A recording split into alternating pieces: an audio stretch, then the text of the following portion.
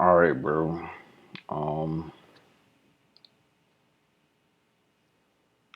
I'm annoyed. I'm sorry. Let's just get through it. All right. So, lately I've been doing these ABCD patterns because I had to switch to long because there's nothing really short and nothing really going up high enough too short. Um, After watching RHE, um, you see here where um yesterday after longing it, it just came crashing down after hours, going down some more. Market open, going down some more. Um, I woke up extremely late to the market. I couldn't go to sleep at all last night. I don't know why. Um, I just couldn't go to sleep. Um, I'm not, and it's not an excuse, and I'm not take giving it an excuse. I'm just that's what happened. Finally went to bed around 6 in the morning, but I was watching it right here. And I was like, maybe I should long it here in hopes for ABCD pattern. But I'm like, I don't want a longer red first red day or well, yeah, pretty much first red day. This was a second red day here, but it ended up uptrending. So I guess I can call that a first red day. And I was thinking, what if this bounces, pushes up, gives you a second chance to short, gets near red to green, and then pushes up some more. Probably as you see here, um, it probably went red to green here. So I was thinking that, but I'm like, that's a long shot, and I don't really want to trade that. I'd rather trade something first green day. Excuse me. That's a better high odds play. Um, so I started looking at my scanner and looking at the biggest percent gainer. This is the highest stock for the day, but I honestly didn't like it.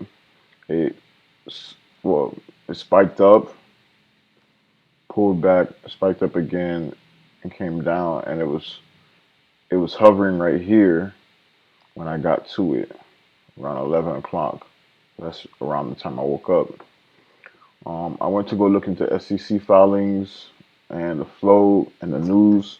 Had no news. Um, it had no news or any news that I can find. Um, it sounds like it got halted today when as I'm looking at the Interactive Brokers news feed. Um, so throughout this volatility, it must have gotten halted, which I don't like to play halted stocks unless it's like a volatility halt and it's gonna continue to uptrend. But I just don't like halted stocks. It's just I don't feel comfortable trading in halted stock, especially when you know, of course, the market makers and everybody has control of these stocks, so the odds are really against you. But when you see them halt, I don't like staying stuck playing a guessing game. I mean, it's kind of less of a guessing game when it's a volatility halt and um, you know, market makers can't keep up with orders, so they slow it down so that they can keep up with the orders, but it still trends in your direction that you're looking for. But and that's probably why I got halted. But anything else, I don't really want to fuck with. So let me check to see why I got halted. And I don't know any of the terms of halt, and these are the reason codes. I don't know none of the reason codes, but you can look them up. So see it right here.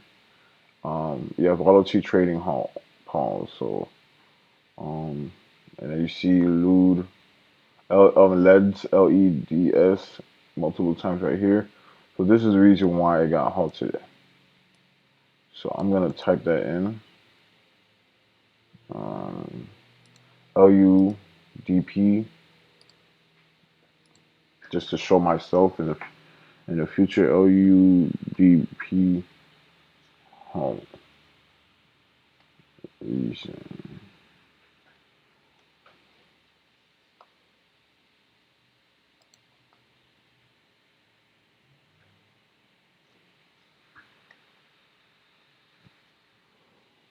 So circuit breaker halt. If a stock moves or up or down too quickly within a 5 minute period, it can cause an automatic circuit breaker halt that will pause trading for 5 minutes. That helps smooths volatility in the market and prevents flash crashes. So it was just a volatility halt because it was moving too fast. But I still don't fuck with halts. I just don't. But this one's not a really bad halt. It's just moving too fast, and they want things to smoothly get through. Um, so as I'm watching here, I'm doing my research, looking at the SEC filings, flow news, no news. Float was 2.5 million, which is great for longs. And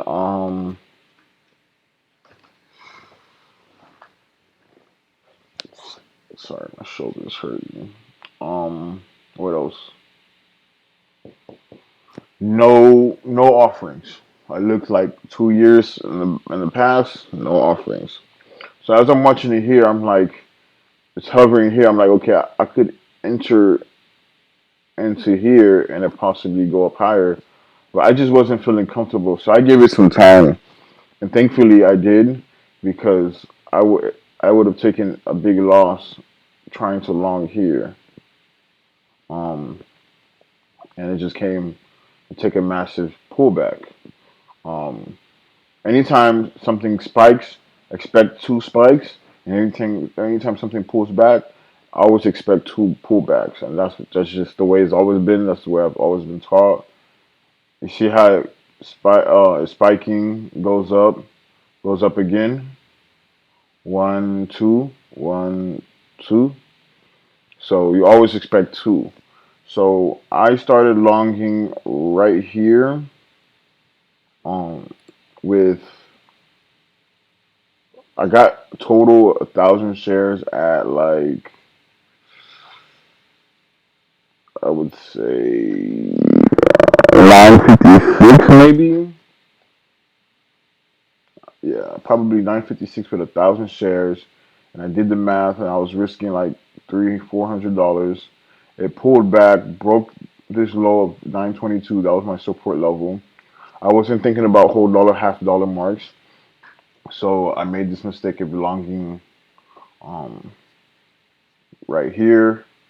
Um, Ended up pulling back at my stop limit order um, executed for me because I saw there was a fast moving stock, and I didn't think I would be fast enough to execute the order, so I put the stop limit in.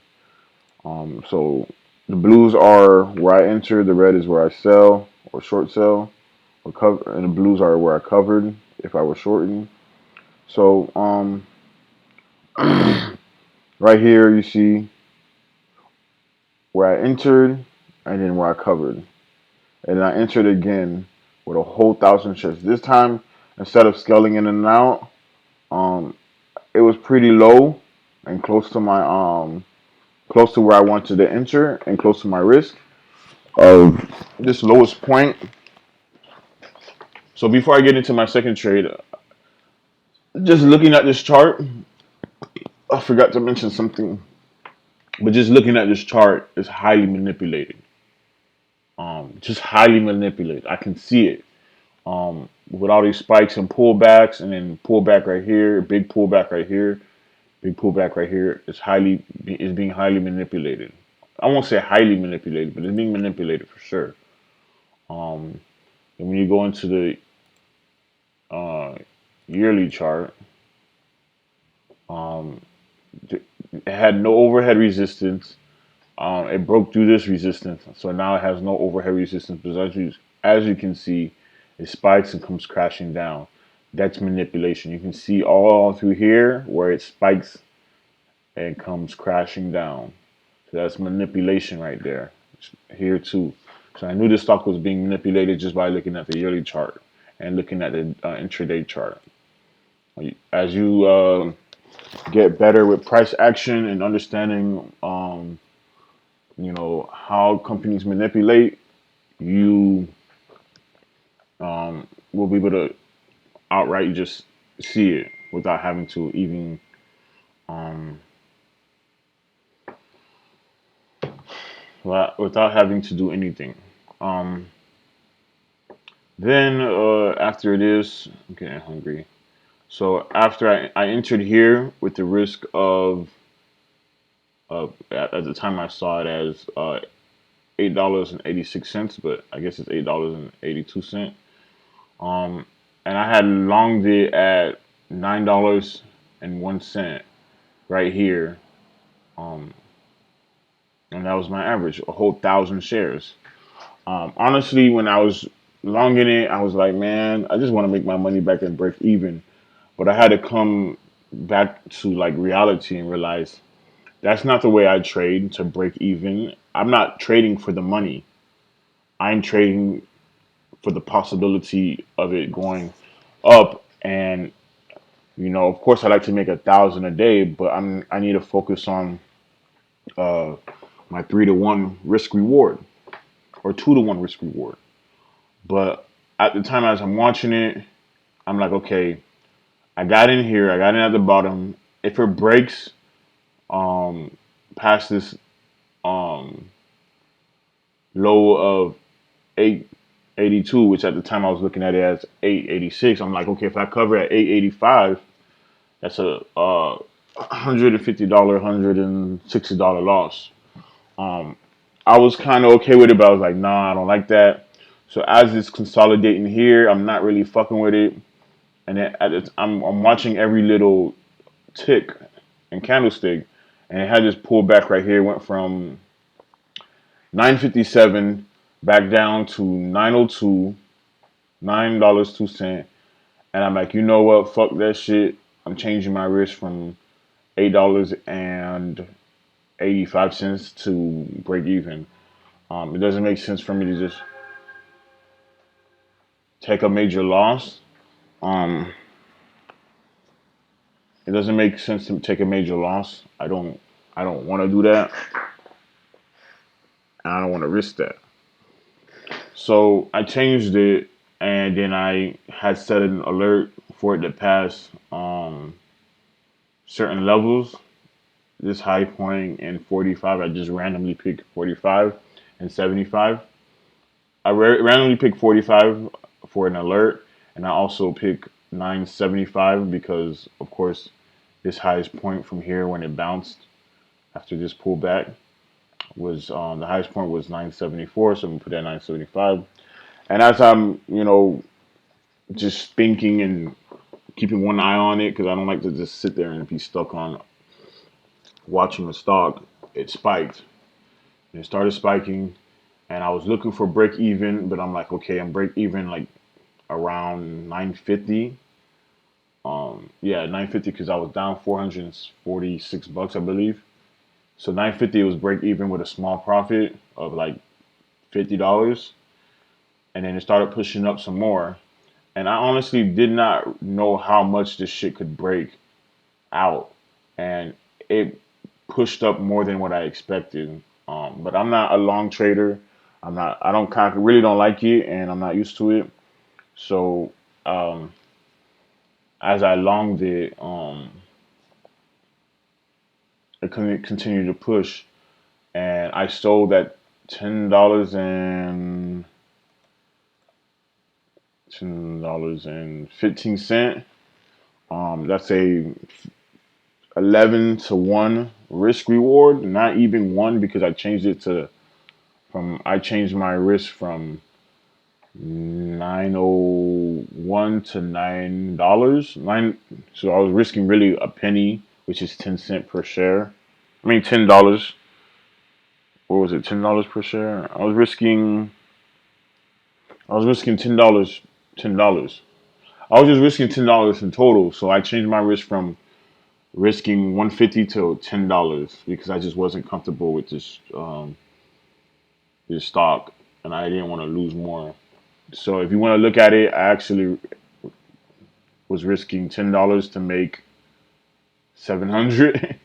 But if I'm realistically speaking, I was risking 150 to make 700, or just break even. But as it pushed up, I was up. Um, we'll call it $100 even. So I was risking 100 to 11. So not really. I was really risking.